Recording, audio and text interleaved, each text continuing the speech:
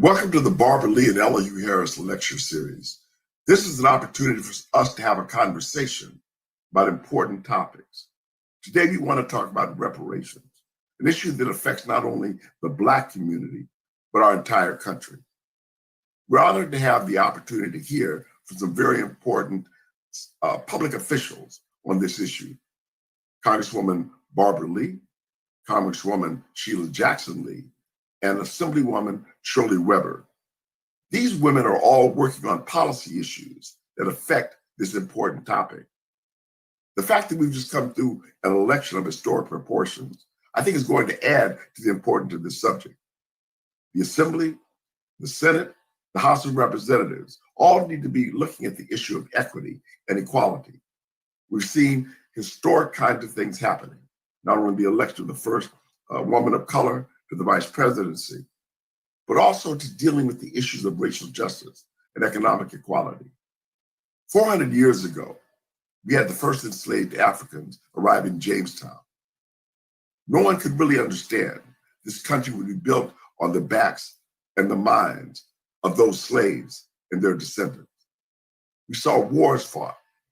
We've seen victories achieved because of the contributions of those individuals.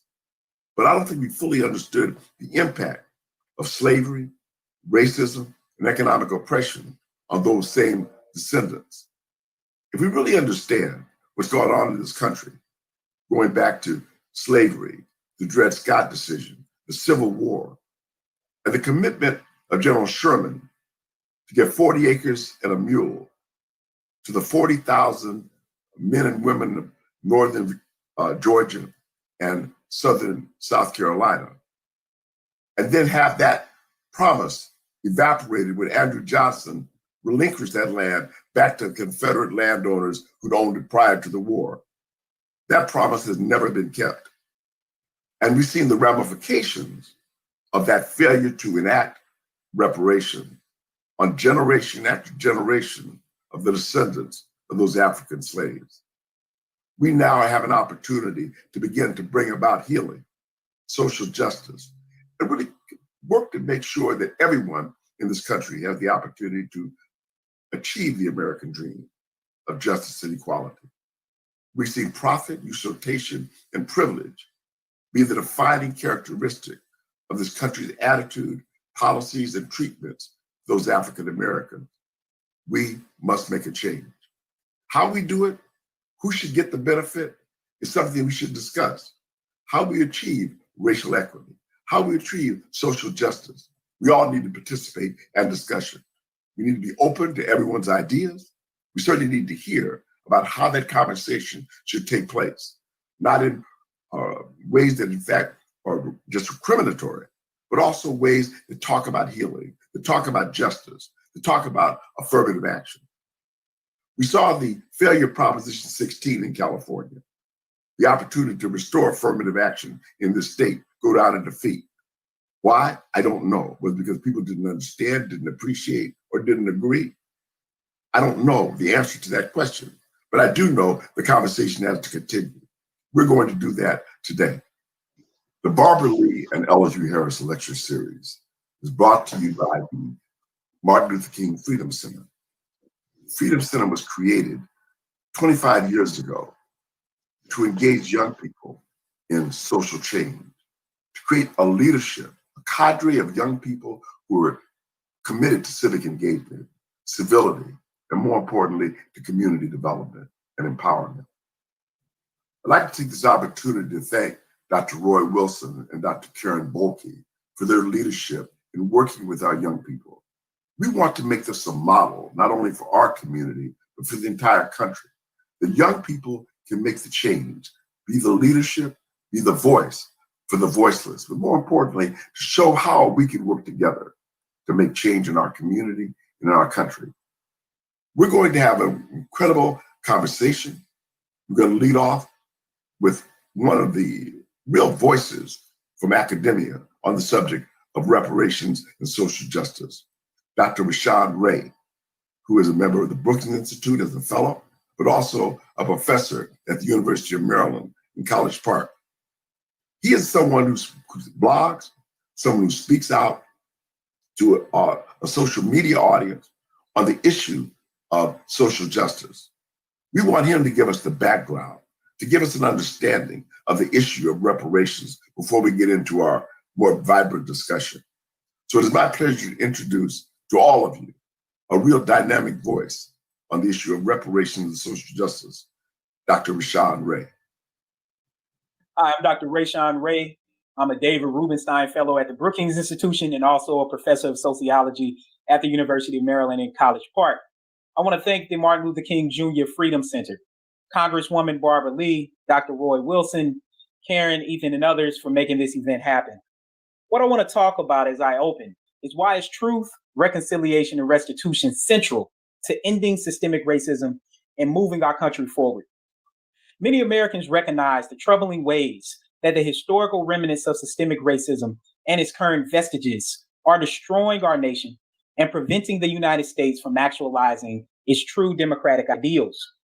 The next step in America's racial awakening process is to continue realizing that to truly end systemic racism, it means to engage truth, reconciliation, and a restitution process to atone for the legacy of slavery and its current manifestations. Following the murder of George Floyd, nearly 80% of Americans reported that racial discrimination is a big problem. In June, Congresswoman Barbara Lee proposed a bill to establish a Truth and Reconciliation Commission. In a sense, Barbara Lee's bill is a much needed complement for H.R. 40, the long-standing sought-after reparations bill first proposed by Congressman John Conyers in 1989. Congresswoman Sheila Jackson Lee has taken up the mantle to continue advancing H.R. 40, a bill to form a commission to study and develop reparations proposals for the descendants of Black Americans. A congressional hearing on reparations occurred on Juneteenth in 2019. Combined, both bills notably underscore that systemic racism cannot be solved without political will. The Congresswomen are paving the way forward. On a state level, California, led by Assembly member Dr. Shirley Weber, is paving the way as it recently passed the bill AB 3121 to establish a commission to study how reparations will be allocated in the state. Universities, including Georgetown and Princeton, have enacted reparations to provide tuition for descendants of enslaved Blacks who were sold to establish the university's large endowments.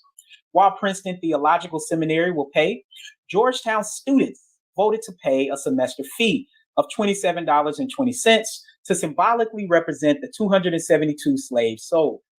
Scholars, policy analysts, and politicians have established models for what reparations could look like.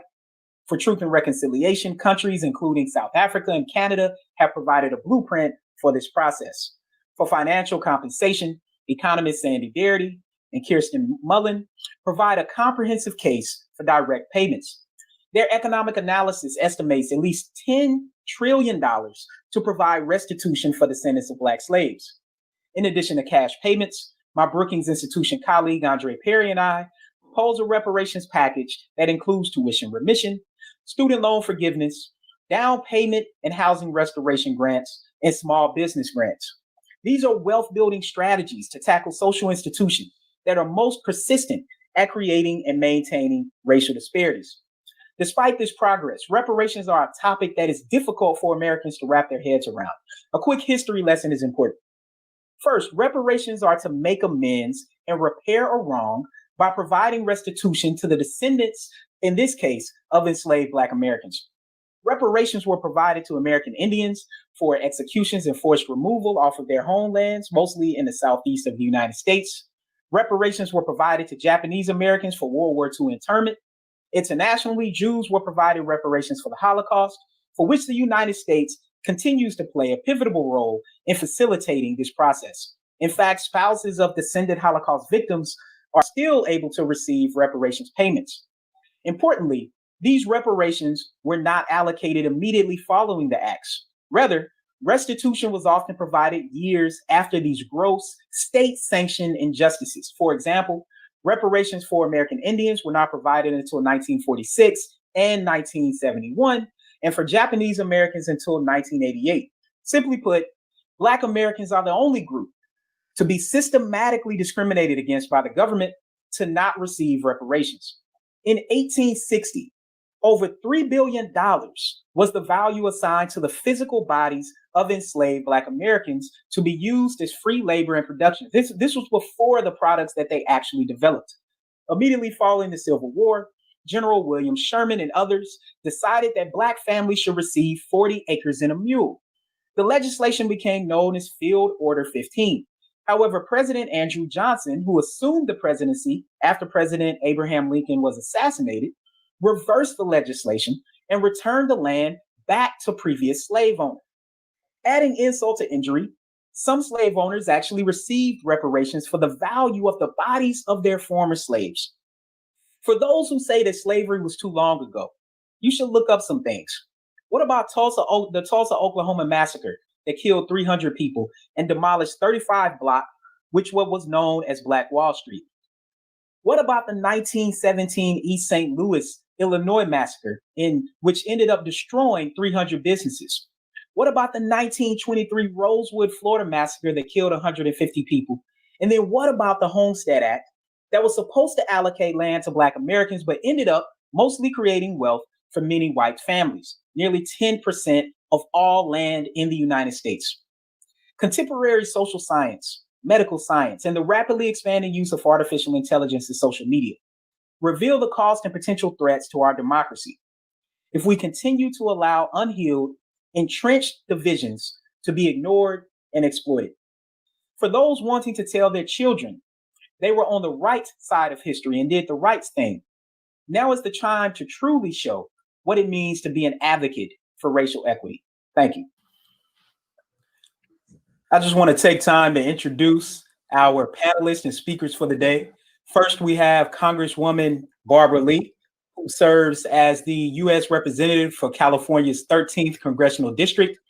Now in her 12th congressional term, Lee has served since 1988 and is a member of the Democratic Party. The district numbered as the 9th district from the late 1990s through 2013, based in Oakland, where I happen to live, where both of my boys happen to be born.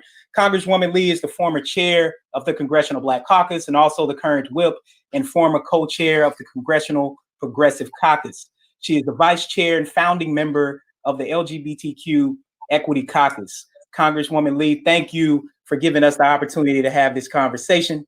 I also want to introduce Congresswoman Sheila Jackson Lee, who currently serves in the U.S. Representatives for Texas 18th Congressional District, which includes Houston, and currently serving in her 13th term in the House and has served there since 1995.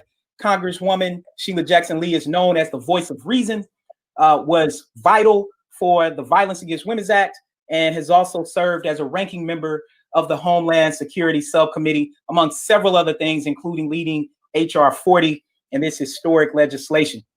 I finally want to introduce Dr. Shirley Nash Weber, who is currently serving as an assemblywoman in California. She represents the 79th Assembly District, which includes parts of San Diego, as well as other areas. And importantly, as a member of the California Legislative Black Caucus.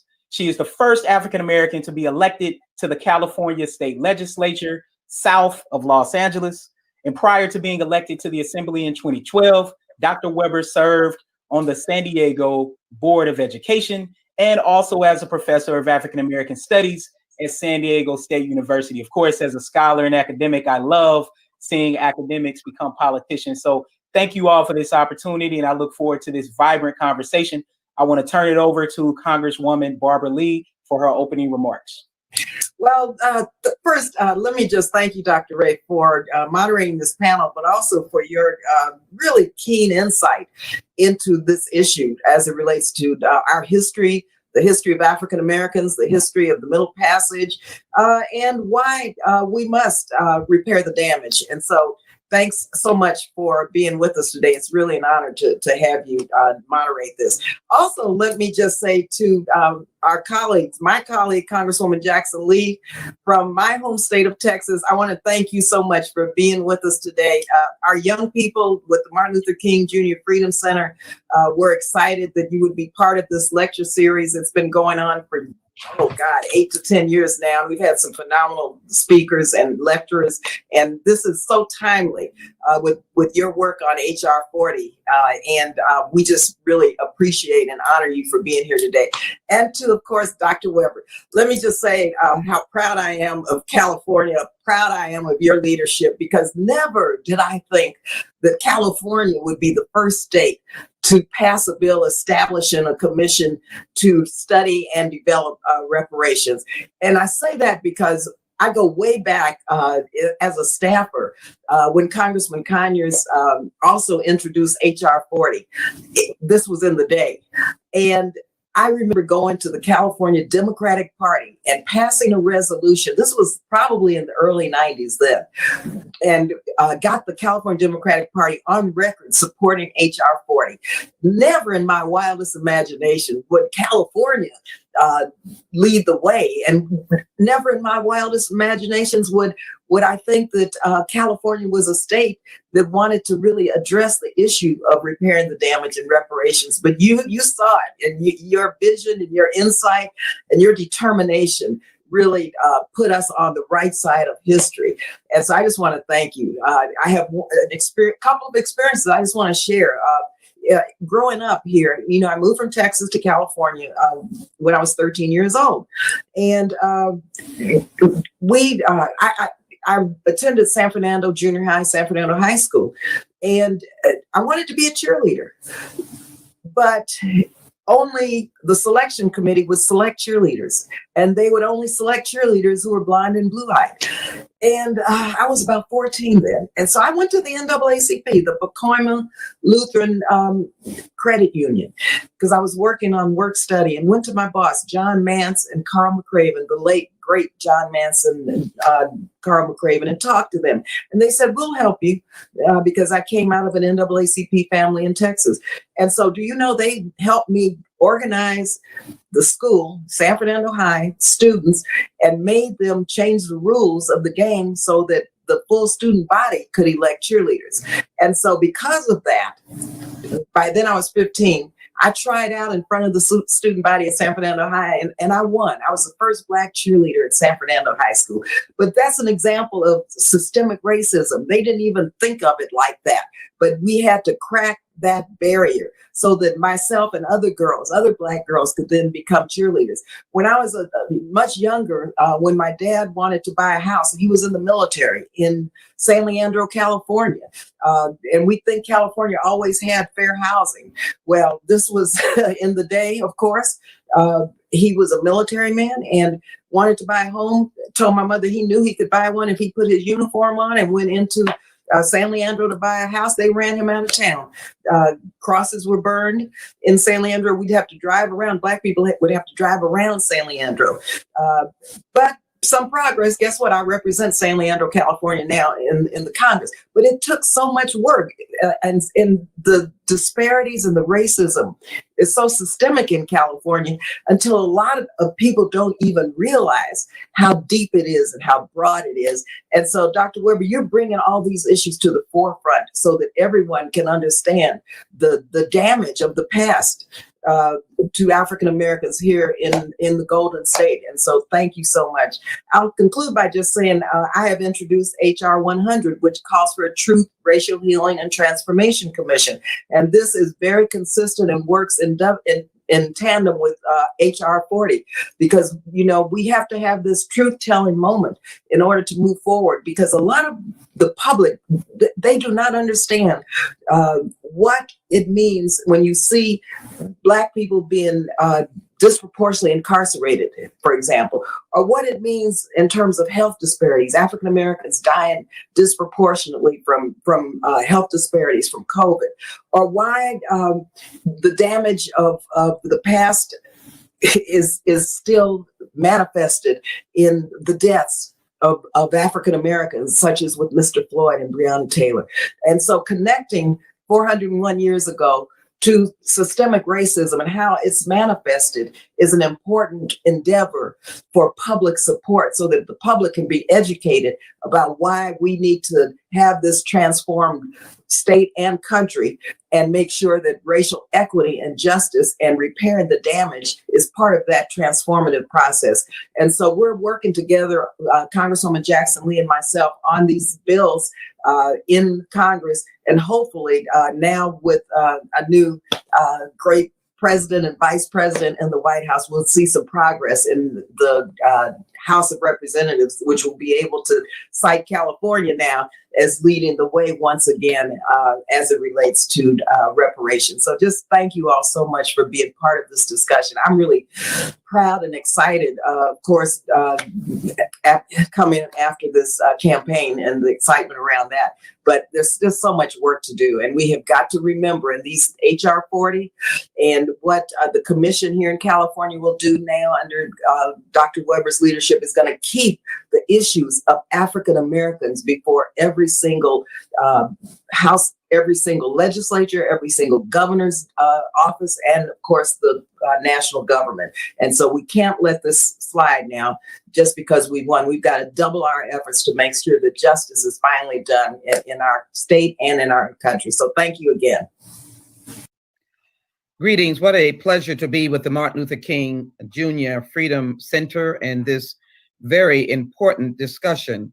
It's certainly my privilege to acknowledge my colleague, the Honorable Barbara Lee, who is cherished by her colleagues in the United States Congress for her vision, compassion, and her legislative genius. But we also know what a treasure she is for the people of the state of California. And we acknowledge that she is a great leader for the state of California, when we hope that she will continue in that leadership role and as well for the nation. I'm delighted to be here with Dr. Shirley Weber, whose long legislative history in the California Legislative Caucus and Legislative Assembly has been well known across the nation. Certainly, her work on establishing a task force, her legislative work on reparations, tracking H.R. 40 in the most appropriate form, indicating that this task force would study the impact of slavery and then the assessment of potential compensation and the determination of eligibility, is clearly in line with the spirit of national legislation, that is to acknowledge this question of reparations for people who are held in bondage for over 200 years. And never once was an apology given or any assessment given on the economic engine, tragic economic engine that slavery happened to be. I'm very delighted to acknowledge again Dr. Wilson, Dr. Balke, Dr. Ray, as well for their leadership, and glad to be with you. Let me acknowledge as well my predecessor, the late Honorable John Conyers, the former Dean of the United States Congress, who introduced this legislation in 1989, almost 50 years ago. And of course, in his passing or before he left Congress, he asked me to take up the leadership. And I've been introducing this legislation for a number of Congresses, each time building on the mountain of support. We now have over 200 civil liberties, civil rights, progressive, religious, conservative, moderate, liberal groups and individuals that are supporting H.R. 40. We have close to 170 members of Congress coming from all different perspectives of the Democratic caucus, and of course, looking to collaborate with Republicans in a right-thinking attitude to also be supportive of this very vital legislation. It speaks for itself. There is no question as to whether or not reparation is an international legal standard. And along with my friend, Congresswoman Lee, who has introduced HRES 100, dealing with truth and reconciliation, the H.R. 40 is the tools. It is a toolkit. It is a box of tools. It is the implementing force that will deal with the reality and the desperation and the damaging effect of slavery. The only population to be held consistently in bondage in the United States were African Americans, Africans who came to the United States in 1619.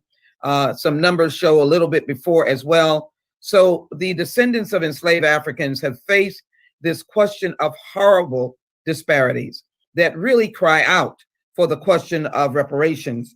I take from an article citing Dr. Shirley Weber's enormously important legislation, and she made this quote: "The discrimination practices of the past echo into the everyday lives of today's Californians." That could be lifted from that quote and said about Americans.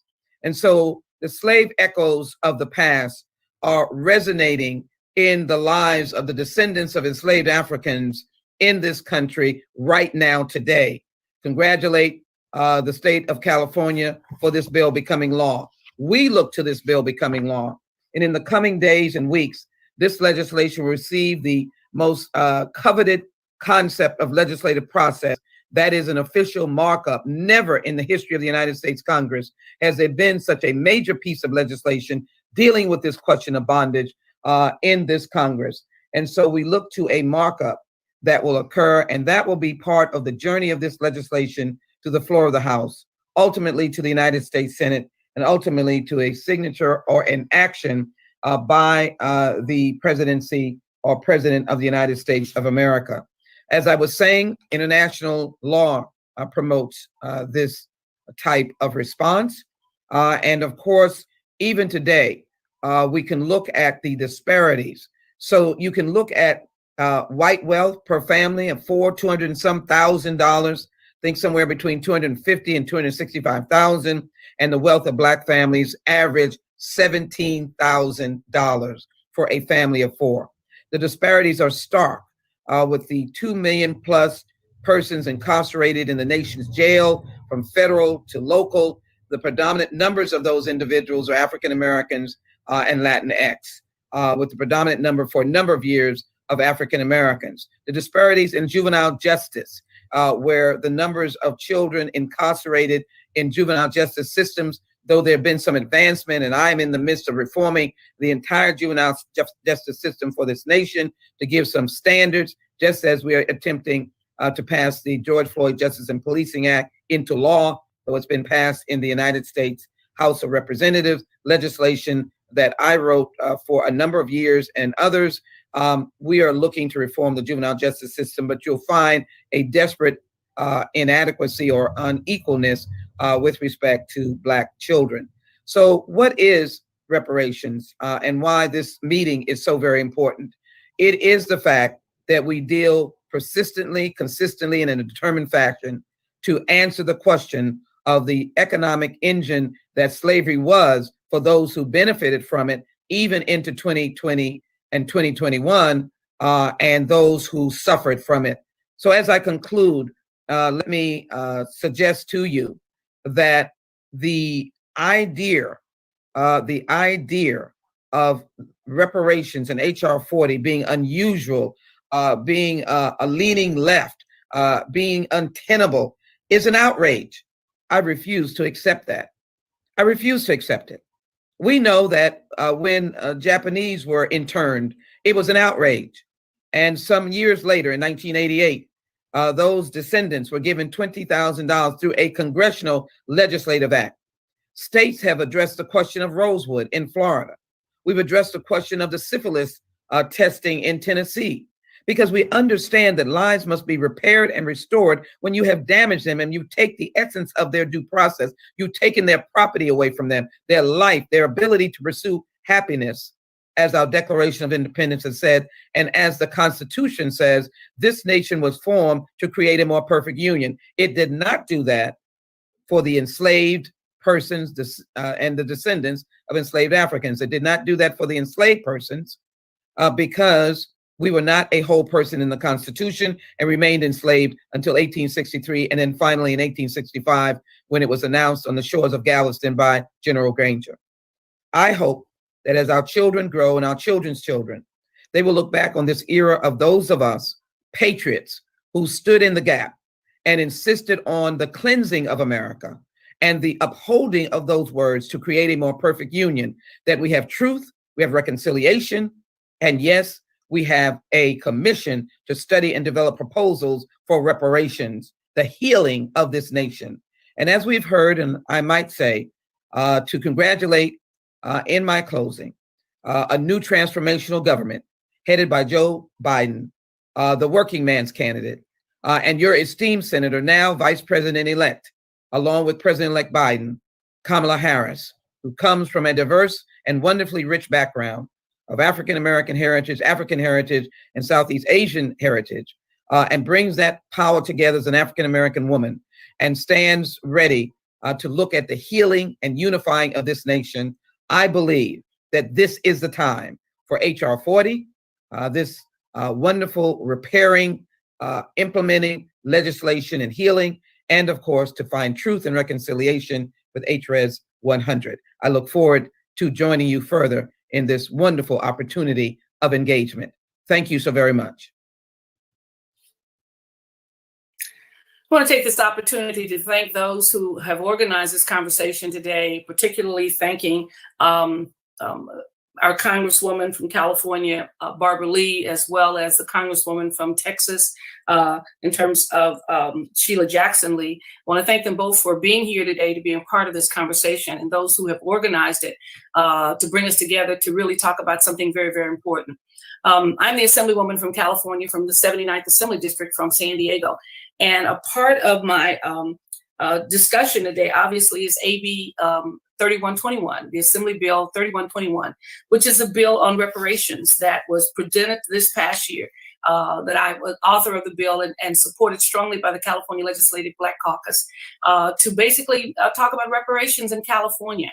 Last year, we had the good fortune to pass a resolution at the 400th anniversary in California to support HR 40 at the Capitol, to make sure that we were always on record supporting that bill and making sure that the things that were important that they recognized in Washington, that even in California, we were very, very concerned and supportive of reparations. This past year, as a result of once again, always being concerned and involved with reparations, I've spent the last over 40 years as a professor of Africana Studies at San Diego State University. And so I'm very familiar with ethnic studies, with all of the challenges that we face, and with the ongoing challenge that African Americans face about their place in this country and the resources that are so essential to develop strong communities. As we've watched other groups come and go and prosper and move forward, it seems as if the African American population is once again stuck in terms of economic development, educational progress, all those things that are really essential for communities to grow.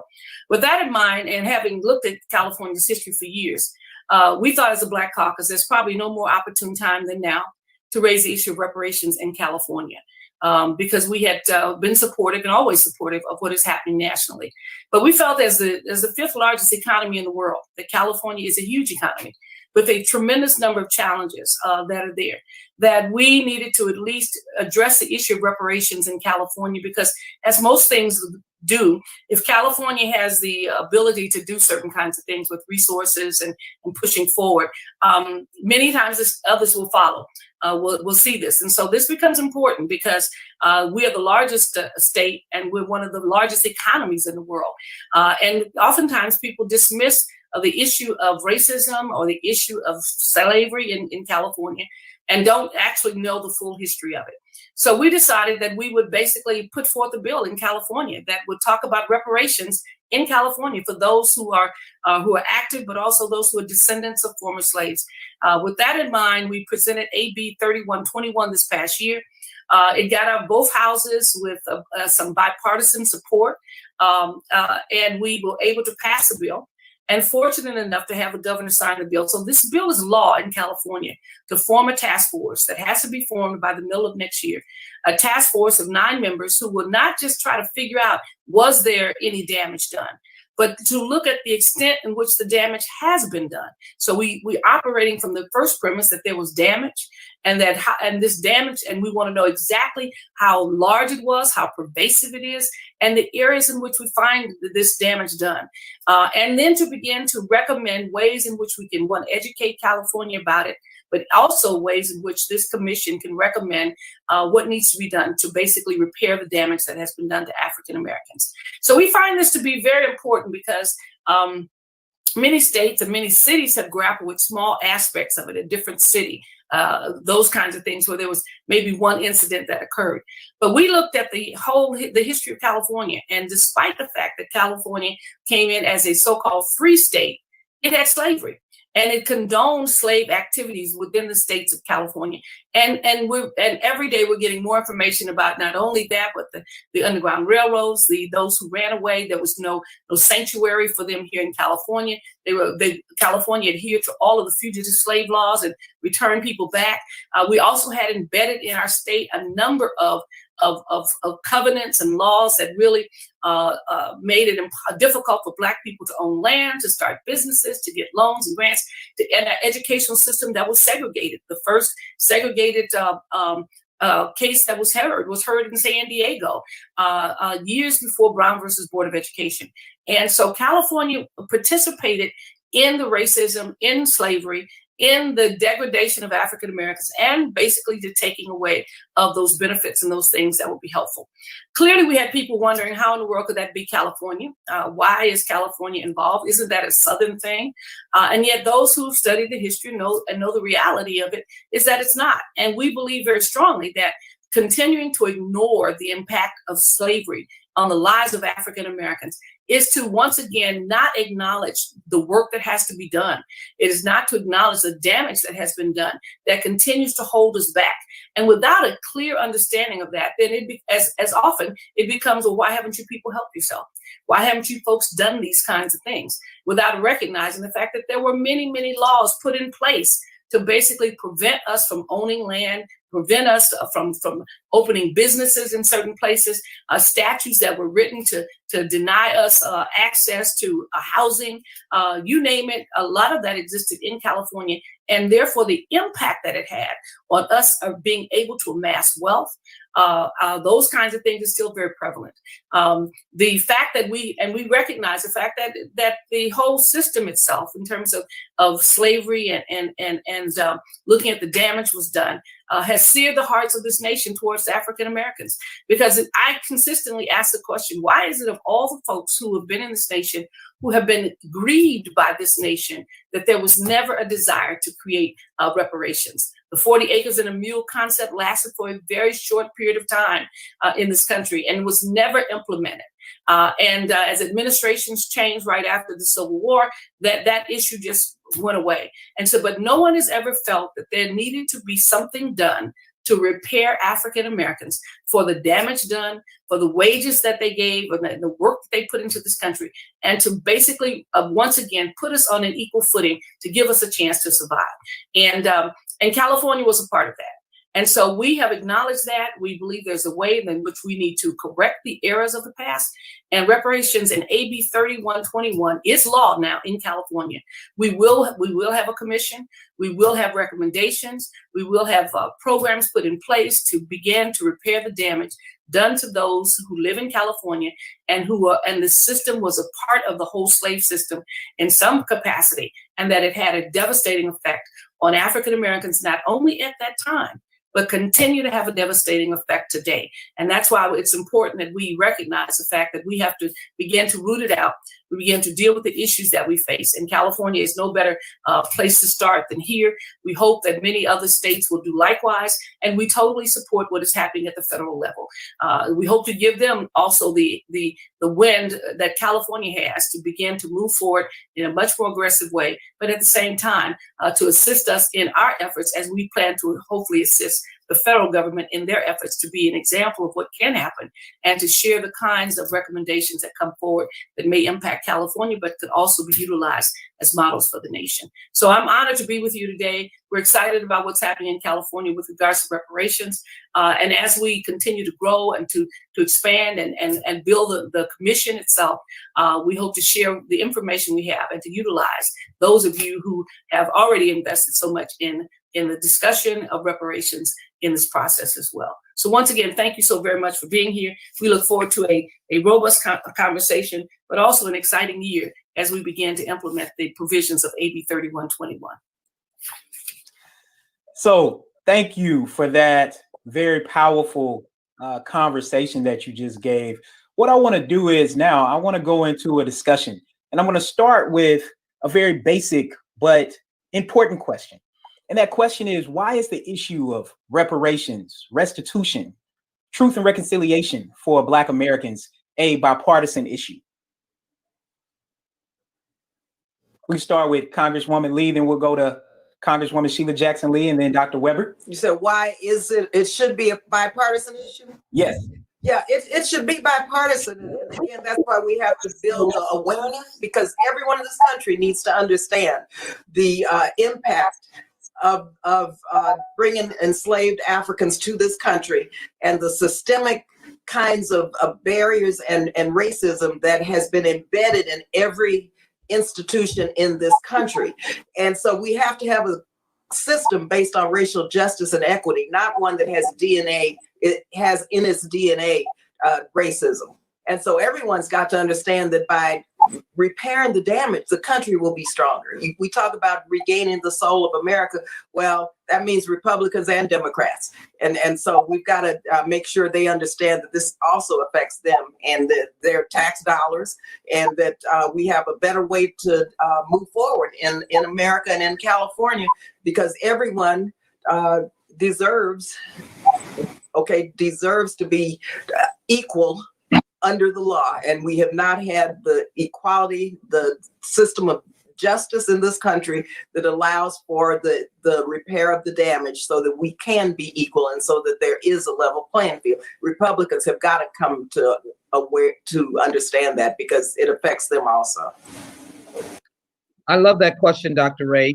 I love that question because I'm going to build on my friend and colleague, my great leader, Congresswoman Barbara Lee, by jumping feet first. So allow me just to craft for you sort of the core of HR 40, the federal legislation, and its 4 points. It has the formal acknowledgement of a historical wrong, the recognition that there is a continuing injury. And as a lawyer, this falls right in line with the academicians who've laid the groundwork. We lawyers argue the case. And so there's a continuing injury, which no one can deny. The commitment to redress by the federal government, well, this is what HR 40 intends to do, which sanctioned the enslavement and subsequent discrimination. And so to answer the question, Republicans and Democrats, we also have to answer the question of those who have a different opinion as why should I care about reparations? My family didn't have any slaves. I don't know anything about it. Of course, they're speaking in the current time of the last 10, 20, 50 years. But the question is asked, and I'm able to answer it. You may not have had the slaves in your recent knowledge and history, or you might not be able to discern it, but you have benefited. And so these points, the actual compensation, the other part of HR 40 is the actual compensation in whatever form or forms that are agreed upon. And so that's the holistic picture of reparations, HR 40, and that mainline continuing injury and as well sanctioned by the government. And then one that I add is you have benefited. And how did you benefit? Because when slavery was in place, you had a workforce that never got insurance, never got sick time, never got workman's compensation, never got a salary, never got a 401k. And that means you had no overhead. You created an economic firestorm on the basis of cotton. And cotton became the basis of the wealth of America that created the Wall Street banks and also created the international wealth in Europe. The slave trade supplemented or supplanted, spices and gold. They threw that away.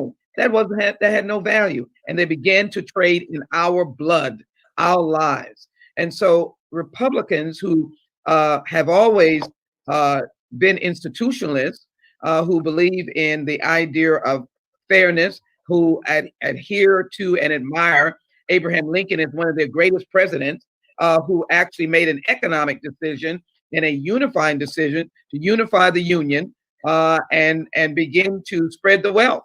Frankly, they began to look to manufacturing because the South was where the wealth was, and the Union and the North and the East had to go hat in hand for the dollars that were being made by slavery. So there's no excuse for this not to be a multi-cultural, a bipartisan, multi-party support, because if you believe in the institutions of due process in the First Amendment, in the Bill of Rights, in the 14th Amendment, which is due process and equality, and all Republicans like to say that they're constitutionalists, and some say federalists, of course, which I take issue with. But a constitutionalist, there is no reason for them not to accept the fact that we're in the predicament of disparities in the African American community in this nation today because of what was taken from us and never given. And I give this last word to my answer.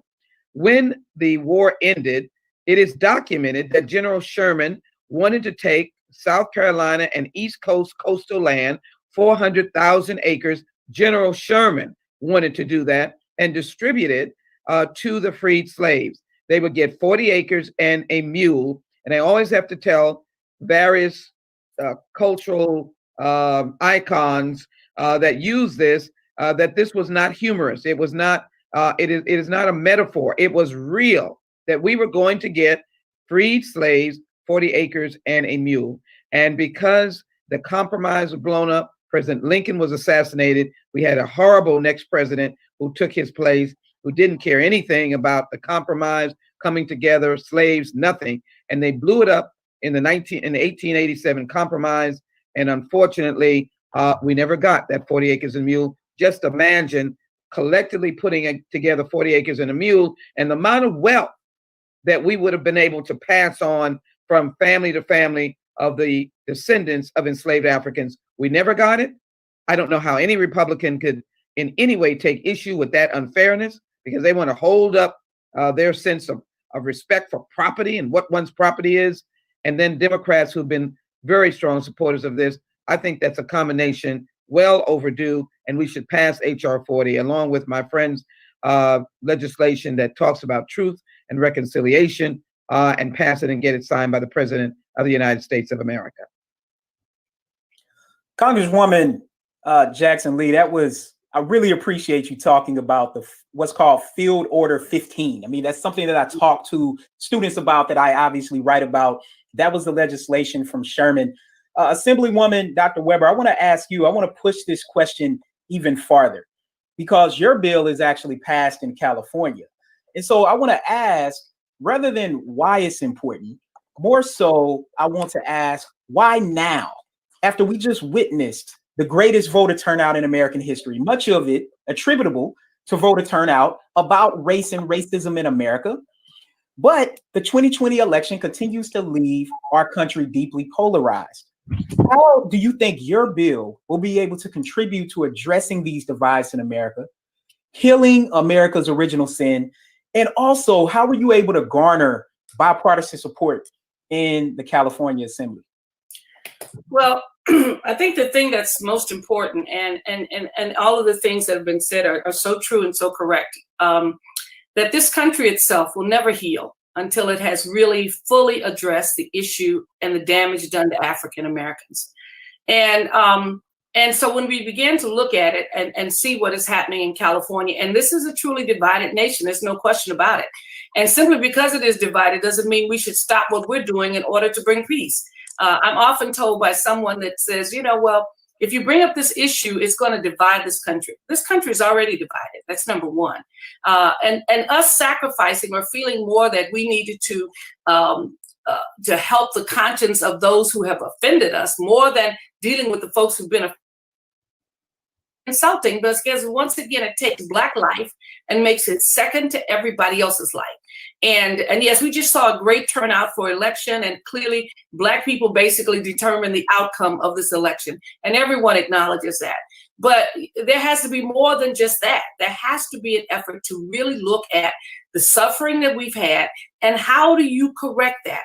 We every day spend our lives trying to correct what is happening in this country to African Americans without the support of the government finally saying it needs to do something. The absence of reparation is really a statement about how people do not value Black life. And that is important, because I said we talk about needing reparations, but the argument of a discussion of why have you never felt that you needed to give us reparations speaks about the ongoing discussion of second-class citizenship. That even the discussion of Abraham Lincoln, when he freed the slaves, he made really clear in the Lincoln-Douglas debate that he did not believe in equality for us, and that he preferred that the superior position in America be assigned to the white race. And that was his position. That was the position that was going to follow. That was the position that eventually became a part of the whole policy with regards to freedom and what kind of freedom we didn't have, and eventually working its way to the Plessy versus Ferguson decision. So we have to ask this question, and we have to answer this question. And reparations should bring that forward, because it was not a passive thing that occurred to us. It's not that people just all of a sudden signed a bill, we all were free, and life ended with that in terms of people moving forward. There was outright effort, direct actions to limit the influence of African Americans, whether it was in voting, whether it was in economic development, whether it was where people lived. We were not left alone. I mean, we were constantly discriminated against from that point forward, and even to this day. So, it's no accident that all of our folks, that we have such large numbers of us in prison, that we have a prison system that is biased against us. It's no accident that Floyd's death occurred in a public situation where people watched it and had no sense of remorse regarding it, because it reeked of all the lynchings that occurred in this country in the early part of the century, where lynching was like a social event. Books were written about it. People took pictures and made posters and sent to relatives. That's something that has to be addressed in this discussion. And why have we never felt that we owed African Americans anything?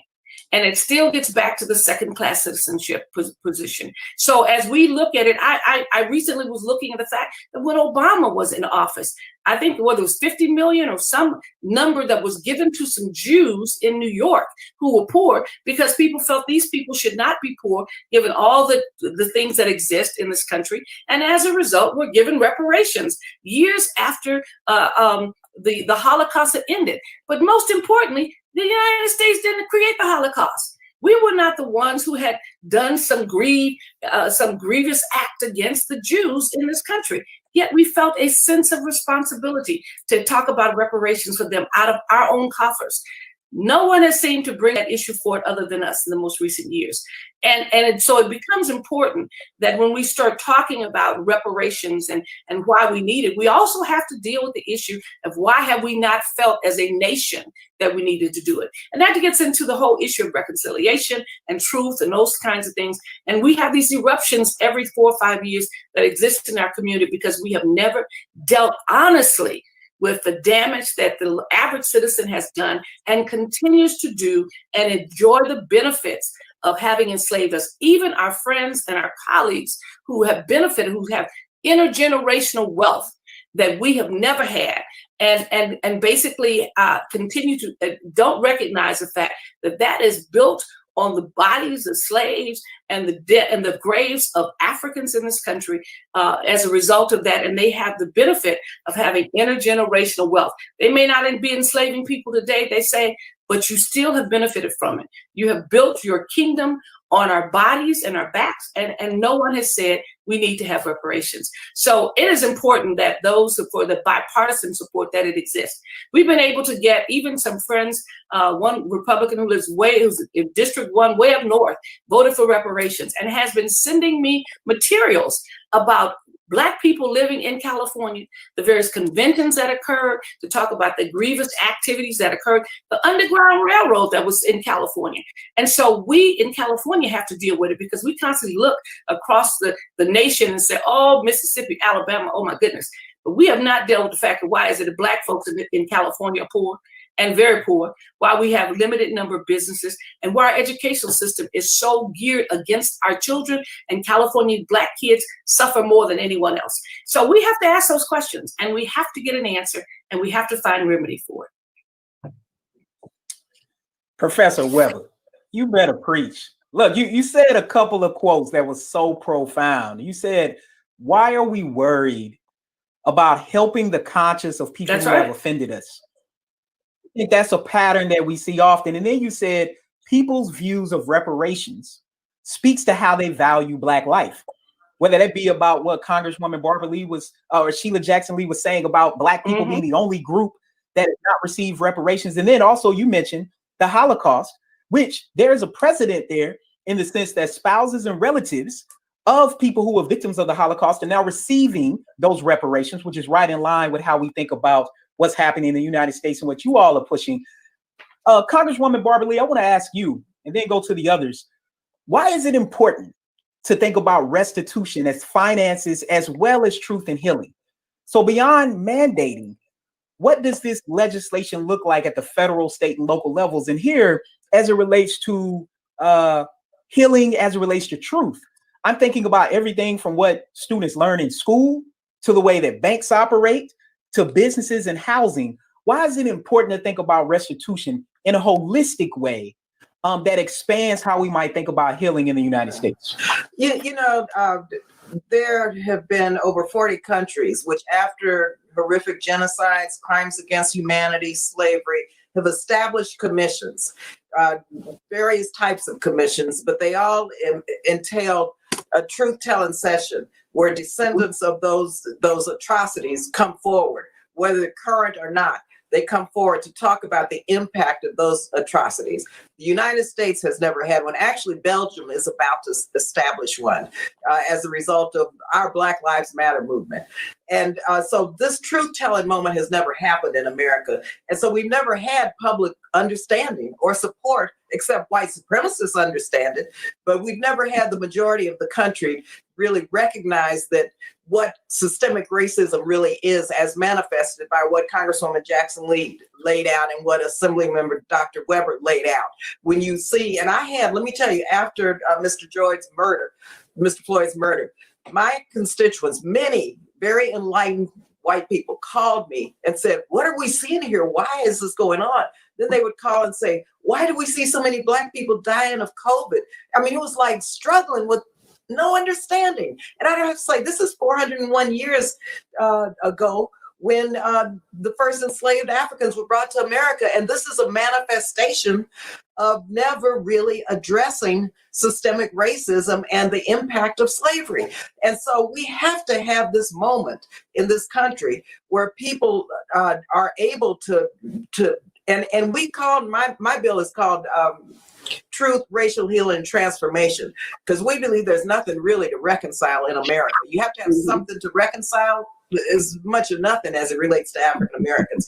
And so transformation means repairing the damage, means reparations, because systemic racism, and we hear, and I'm glad to hear President-elect Biden talk about dealing with systemic racism. I'm glad to hear those who last year wouldn't even utter the word systemic racism. Now they're talking about it, but they don't know what's next. They don't know what it means. They don't know what it means in terms of the only way you can deal with systemic racism is repairing the damage, which is reparations. That's the only way.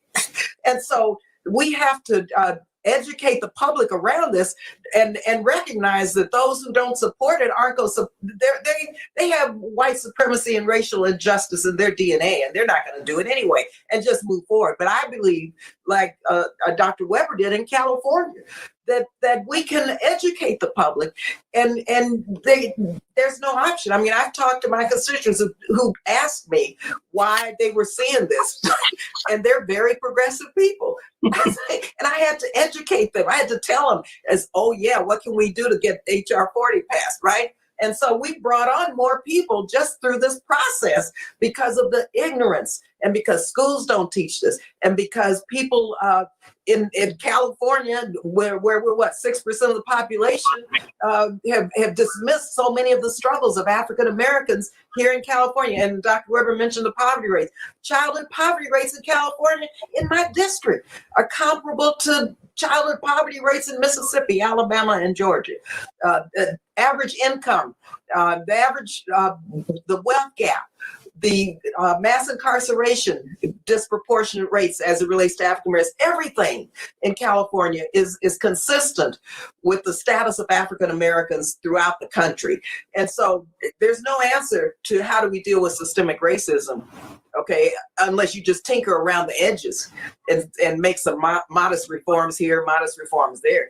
We have to crack this finally, this chain, the chains of slavery. And that's what we've got to do, and move forward on that. And those that aren't going to join us, we leave them behind. The rest of the country, I think, just as they did in California, will come around. Powerful. And as we unfortunately get ready to run out of time, I want to ask Congresswoman Barbara Lee, or Congresswoman Jackson Lee, and then I'll come back to Congresswoman Barbara Lee at the end. I want to ask you, and also Dr. Weber, for final comments on why this issue needs to happen now. Why potentially some of it is happening in 2020, and then it's also happening in 2021, hopefully, to have this legislation passed at the federal level. So, Congresswoman Jackson Lee. Well, there's another question that I want to jump in with great vigor and acknowledge Congresswoman Lee and Dr. Weber for their enormous planting of the seeds, which I want to just nourish and grow. I want to emphasize to all of your viewers that there were 4,000 and some uncounted lynchings, and they were public activity. They were social Sunday afternoon picnic activities, and they were black men. And throughout the 20th century, isn't that amazing? In the last century, we were lynching individuals. We only recently got an anti-lynching law passed in the House, sponsored by Congressman Rush, when we added it to the George Floyd Justice and Policing Act. in 2020. But all throughout the 20th century, we suffered the indignities of slavery. Black soldiers who came home from World War II, feeling empowered, one of the bloodiest wars, were redlined, and they couldn't, as Barbara's father, walk into communities, wear their uniform, and get any kind of house. They were redlined. That was in the 1940s and the 1950s. And so here we are today in 2020. And let me just share with you very quickly, Black infants are more than twice as likely to die as white infants. A high school graduate white American and a high school graduate Black American, the white American has 10 times more wealth. The Black American is disproportionately denied mortgages and fair lending rates. Black women are higher numbers of them to die in pregnancy. And as well, we know that we are more likely to be incarcerated. Black students are disproportionately punished and criminalized in their schools. Now, does that just happen out of the air? It is the continuing resistance to accepting white racism and institutionalized racism. When I asked General Barr, Attorney General Barr, representing, of course, this administration, the same administration that said in Charlottesville, Virginia, there are good people on both sides, when white Nazis were walking around with American white Nazis walking around with torches on my alma mater, the University of Virginia Law School. But what was most heinous is to, in the light of a young woman's death, the commander-in-chief saying that there was good people on both sides. And when the Attorney General, the chief law enforcement officer of the nation that is supposed to protect our rights, was asked the question in Judiciary Committee, is there white racism, institutionalized racism? There was a numbing answer that could not be discerned. And basically, I don't think so. And so if there's ever a time for the truth, the understanding of this issue of slavery, and HRS 100 and then HR 40, it is now. And we have captured, in honoring our ancestors, that Dr. Martin Luther King Jr., who wrote a book in the 50s, I believe, that said, "Why We Can't Wait." That is our mantra. That is our theme. Why we can't wait. And all the numbers that I've given you are the glaring example of why we cannot wait any longer. There is an impossibility of waiting any longer. And again, we don't come in anger. We don't come with violence. We adhere to the nonviolent protests, which generated the George Floyd Justice and Policing Act, which reflects and responds to the tragedy of Breonna Taylor, the heinous acts of Mr. Brooks in Atlanta, Tamir Rice, Pamela Turner, Sandra Bland, Eric Garner, Jacob Blake, and Elijah in Colorado, and others unnamed, and all those in California. And so we can't wait. And Mayor Garcetti of Los Angeles says we can't wait. Danny Glover says we can't wait. John Legend says we can't wait. The NAACP says we can't wait. The Urban League says we can't wait. Presbyterians, Episcopalians, and 200 religious, civil rights, moderate, conservative, and others supporting this legislation. Finally, let me say that the U.S. Conference of Mayors will have to provide over cities that have a crumbling infrastructure. U.S. Conference of Mayors is combined with mayors from all backgrounds, small cities, large cities. They, in their last conference, unilaterally and enthusiastically endorsed HR 40. And they were so bold as to go ahead and put a number on it. And so if you want to stop African-American students from being less likely than white students to access college-ready courses, to have Black students have less access to honors and advanced placement courses, stop African-American students from having schools located with less qualified teachers, stop the systematic bias of in teacher expectations of African-American students, and of course, having Black students spend less time in the classroom due to discipline, overall not educating our children, which are our wealth. That's our wealth. If you want that to stop, if you want the babies that are being born now that are Black, if you want the preschoolers and the primary and secondary schoolers to be able to be respected in their classrooms, and to have equality, then you want to work with Congresswoman Barbara Lee and Congresswoman Sheila Jackson Lee, building on Dr. Weber's enormous work in California, and pass H.R. 40, the Commission to Study and Develop Reparations now, and of course, HRS 100, to bring us truth and understanding. If you don't want to go back, if you don't want to see the hanging fruit, and if you don't want to be redlined in 2020 or jailed in 2020 or at the hands of misconduct of those who have not accepted white racism and lose your life, because we know, as Barbara said, there are good officers and good law enforcement and good people in Congress and good people teaching, good people all around. If you don't want that to continue and for America to stand up and own up to the government-sanctioned acts of slavery, then you want to pass H.R. 40, Republican or Democrat, no matter what your cultural history is, you want to pass H.R. 40 and HRS 100. Yes, indeed. Congresswoman Jackson Lee, thank you. Dr. Weber. Yes, I appreciate all what my Congress women have stated, and really appreciate their depth of history and understanding. You know, when I was a student at UCLA, there was a philosophy professor who had a test. His final exam was one word, and it was why. The answer is why not? You know, why now? Why not? We have suffered in this country for over 400 years, and we have done everything that one could imagine that would demonstrate to this nation that we are responsible, that we are loyal, that we are committed, that we are fair players, that we're contributors, and everything else, and nothing has seemed to move the needle significantly enough to basically have them respect our lives and who we are in this country. You know, the death of Floyd, as well as there's so many that have happened before and continue to this day, despite that, clearly emphasizes the depth and the deep hatred that exists in this country toward African Americans more than any other group. And we have to understand that. We have to root out that understanding of that, because if not, we continue to kind of smooth it over with something cute periodically. People get excited, they get concerned, they do one or two minor things, and then it rolls on. And we find ourselves in the same position again of confronting the racism, the institutional things that are against us.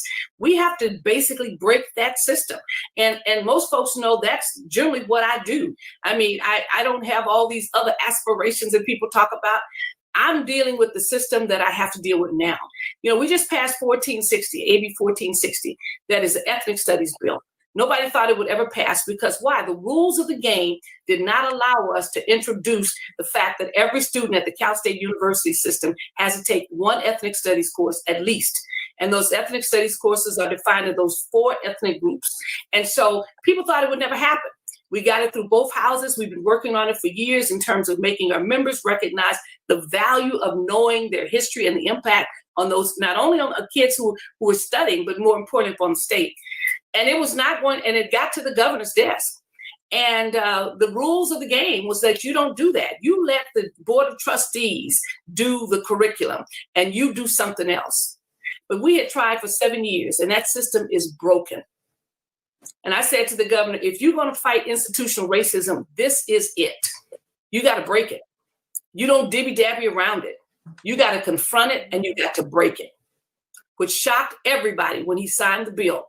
And now 500,000 students at the Cal State University system, the largest public system in the world, will require every student to take a course in ethnic studies to begin this process of learning about us. And it's not going to happen because other people think it happen. You're going to have to fight the system. You got to break the system, because the system has to be responsive. Because right now the system continues to roll on, and it continues to do the things that we think that supports the system. But you can't constantly support something that is forever destroying you and others around you. So the question is, why not? Why don't we do this? Well, we have more now elected officials, Black elected officials, than we've ever had before in Congress. We have more in California. We've got folks who are focused around the nation. If we don't do it, who will? Who will? And who will bring in the kind of resources and education that is so essential? So for me, you know, the question is not, why not? Why haven't we done it before? And mainly because we wanted to make sure that we weren't offending everybody. And my congressman at the time, years ago, I had a radio program. He said, Shirley, if you introduce reparations, he said, it'll make white people really mad. I said, are you concerned that I'm also mad? Why do I have to spend my whole life worrying about you being mad about giving me justice? When I have to worry about that, that makes me a second-class citizen, because your feelings and your sense of wealth and worth is greater than mine. And that should never exist. I'm the one who's been aggrieved, and therefore I should be the one that you're most concerned about, because the others haven't been hurt at all. And so we have to recognize that we have a standing in this country, we have a place to be, and there's no better time than now. That our children, our grandchildren, and generations to come should not have to ask the question, what is my worth? Why wasn't I ever given an opportunity to be successful? And why is it that every effort my people made to bring me forward, to give me an opportunity, to give me something, was thwarted by the system, destroyed by the system? Why? To support a system that doesn't support me. And so it's critical. So when people ask me, why are you doing this? I said, why not? Tell me why I shouldn't. Well, you might hurt other people's feelings. Well, do you care that I have feelings also? You might have to share the wealth. Are you concerned that I have nothing and you have everything? I mean, how fair can the world be? And so I take this as like that you can't tell me why I can't. So why should I tell you why I should? Because it's fair, it's just, it's right. And we will not move forward as a nation so long as we have this generation of African Americans that are so aggrieved. We can work hard as we want to keep them out of prison, but if we don't give them something to stay out of prison for, education, opportunities, businesses, great jobs, those kind of things, that gives them a sense that if they put their energy in, they will get what they get out. And that's not what they feel right now.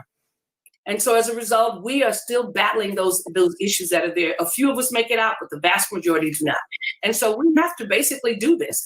This is really the soul of the nation. I don't know, people talk about all these other things. This is the soul of the nation. When you look at the anger that was directed toward Black people in this last administration and was still directed toward us more than any other group, we are the soul of the nation. This is the question that this nation has to answer, and has to answer quickly if we're going to ever find the kind of peace and ever work toward that more perfect union. It is by making us whole as Africans which were stolen from this country. I told one of my friends who wanted me to include reparations with the Indians and everybody else, I said, listen, I know you folks have been aggrieved, and I'm not going to argue who's the most offended and who's the most aggrieved in this nation. We can get into that discussion. I said, but let me tell you something. I generally don't get into it out of respect for others. But if I did, I would win. That's the reality. If I debated the issue of who's been the worst treated in this country, I would win. Period. Thank you. No, Dr. Weber, your comments highlight so many things. I mean, first, what we just seen last week is that Black people continue to save the democracy. And not only that, what this conversation is emblematic of is that when Black women lead, we all win. But the question that I always have is who is protecting Black women from the cuts in the glass ceilings that they shattered? And that's how I think about you. That's how I think about Congresswoman Sheila Jackson Lee. That's how I think about Congresswoman Barbara Lee. Thank you all for leading. And what I want to do is thank the audience. I want to thank the organizers of this event. This has been great. And I want to turn it over to Congresswoman Barbara Lee for final remarks.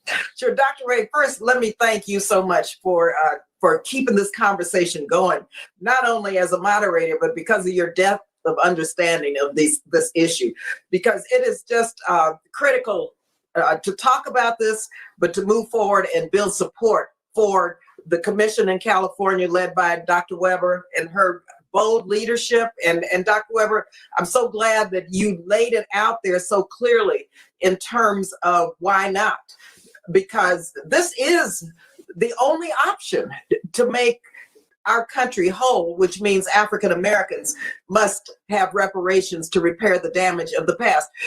And you laid out, as well as Congresswoman Jackson Lee, the whole notion of systemic racism. Slavery was built as an institution. It was a lawful institution in this country. It was not unlawful. It was a system of government. And so this system has got to be dismantled. And that's what cracking these chains of slavery mean today.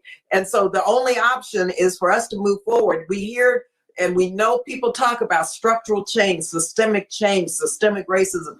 But quite frankly, I don't think they know and recognize that that means reparations. And so we have a lot of educating to do, but we're going to do that. And I think our young people who are with us with the Martin Luther King Jr. Freedom Center, they get it. They understand what systemic racism is. They understand what happened 401 years ago in terms of the Middle Passage. They understand why the poverty rates are disproportionately African American, and mass incarceration and healthcare and the wealth gap and the unequal education. Our young people really understand that. They know that it has not worked. It has not worked for them. And so I just want to salute Karen and Roy and the Martin Luther King Jr. Freedom Center, our supporters.